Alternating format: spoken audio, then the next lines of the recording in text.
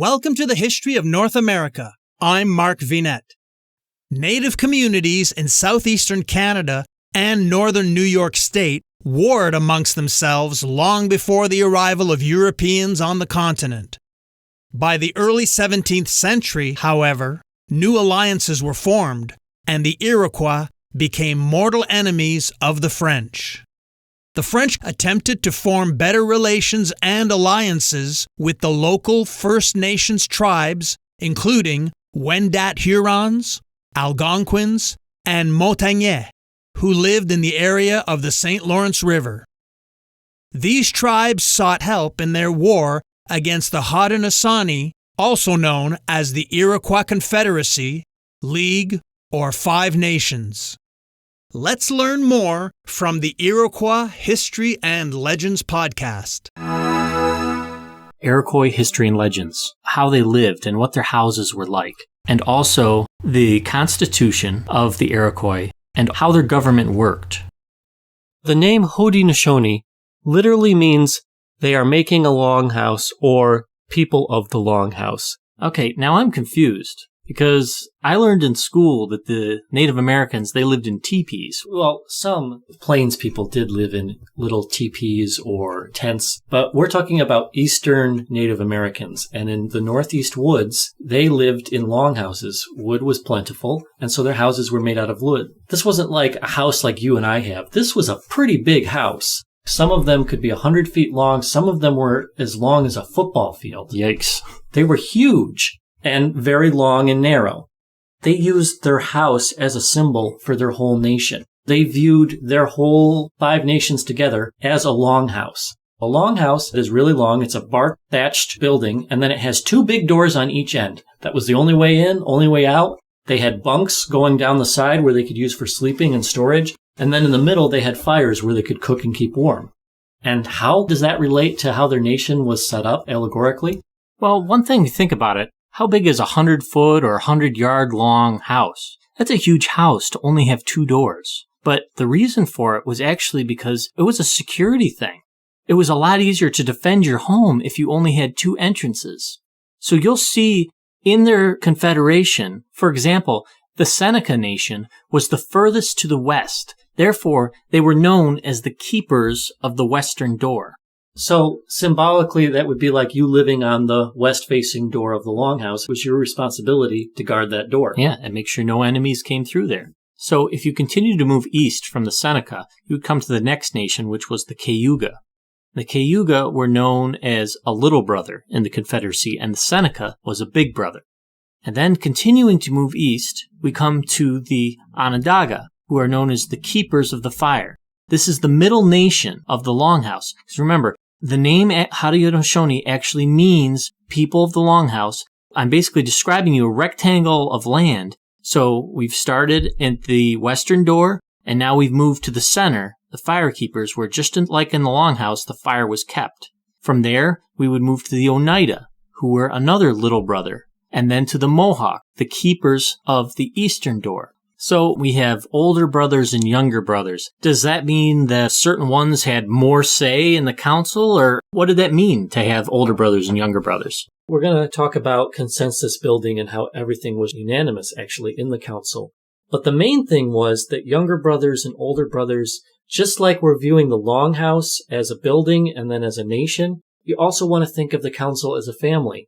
If on the council, the last time they had met, somebody died, and they were a member of an older brother nation, well, the younger brothers would get together and they'd hold a condolence ceremony, and they'd go through the motions of saying, how sorry they are and give the wampum, and they'd talk about other things on how to assuage their grief and things like that. And then conversely, the opposite way, if somebody on the younger brothers, then the elder brothers would get together and they would help them when they were going through their mourning process. So it was a symbolic thing that went together as well.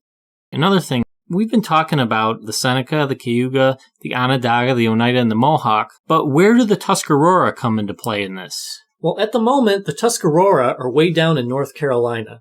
There are other Iroquois people out here that are not members of the Iroquois League. And so the Tuscarora were one of those people. There were other people like the Cherokee and other smaller tribes up in the St. Lawrence River, and some people even would classify Huron people as an Iroquoian people. So right now, the Tuscarora are living their life down in North Carolina, and they were cousins of the Five Nations, and they were adopted to become the Sixth Nation. And what year was it that they became part of the Confederacy? Officially, it was 1722. They had been migrating sometime before, but that's when they came. So the council is a league based on the concept of representation, not necessarily democracy. It wasn't everybody had a say and everybody got a vote, but a lot like what we have in America, and some people even make the argument that this is where America got the idea, was to send people that were of good moral character to represent you and your nation. The men that sit on the councils from each nation are known as sachems. A lot of times you may hear them called chiefs, but sachem was a distinction. They were, if you want to use the term, they were a chief. And in some literature, you may hear them called the 50 chiefs, but they were called sachems in this particular role. Yeah, because you'll hear chiefs for all sorts of different positions. Like in the Revolutionary War, you hear about a Mohawk war chief. So the sachem really distinguishes, it's not just a chief. This means that they are actually political office, almost like a senator representing your state. It was more than just saying they were the chief or they were the war chief. It's important to understand that. These sachems, how did they get on these councils? In most countries and cultures, we see so often how people get these positions of power is they have a family that was super rich or has been here a long time, or they come from very powerful area or family. But that is completely different than the way they did it. And also, in so many other countries, the strongest men rise up and become the strongest chiefs and leaders. But they had a brilliant way of doing this. And what they did, each nation had a certain amount of clan mothers in it. And the clan mother would pick a sachem that was honest, reliable, clear-headed, and had a great knowledge of the laws and values, and they would be appointed by the head women in their clans. We're talking about women appointing men to political positions? Yes, it's true. So many people think the chiefs, there's these great warriors, and they run everything within the council, but when it comes right down to it, the chiefs are actually chosen by the women. They're elected by the women and set to represent their nations. So you mentioned some of these values, and I also read that they can't be gossipers. They can't be going around committing adultery. They have to be real mentors. They can't have committed any violent crimes. And it was encouraged for them to be married men with children. That way you could basically remind them that they are to be treating the nation and the people they represent as if they're their children, and look at them with the same care that they would their own family. So they get appointed, and they probably had an equal representation, right? Like we have 2 senators from every state, so they had 50 there, so 50 divided by 5. They had 10 each, right? No. It's kind of interesting how they do this, but here's the breakdown for the nations.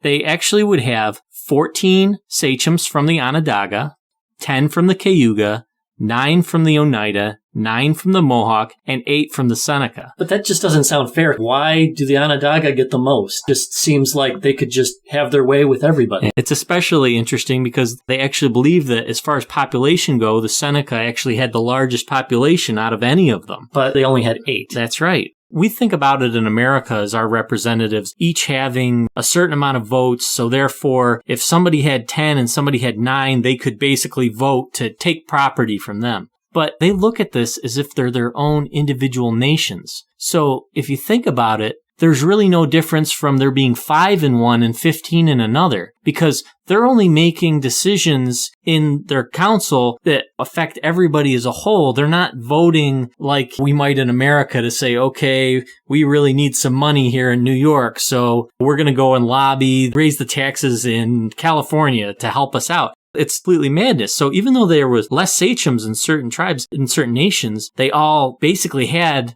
the same amount of say in the council. The original names of the 50 people that started the council, when somebody would pass on, they would appoint a new person and they would actually take their name like a title.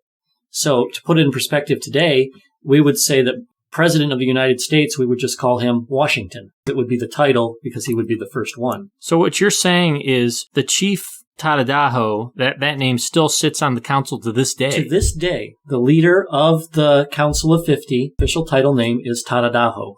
So you mentioned that the clan mothers appoint those sachems, but how did you get the position of Tadadaho?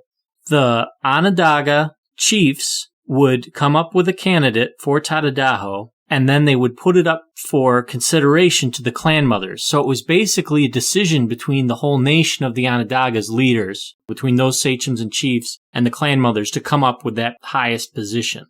Okay, so we have the 50 sachems here. This is a life appointment, and this seems really dangerous. What happens if a tyrant gets one of these lifetime appointments as a leader for their nation?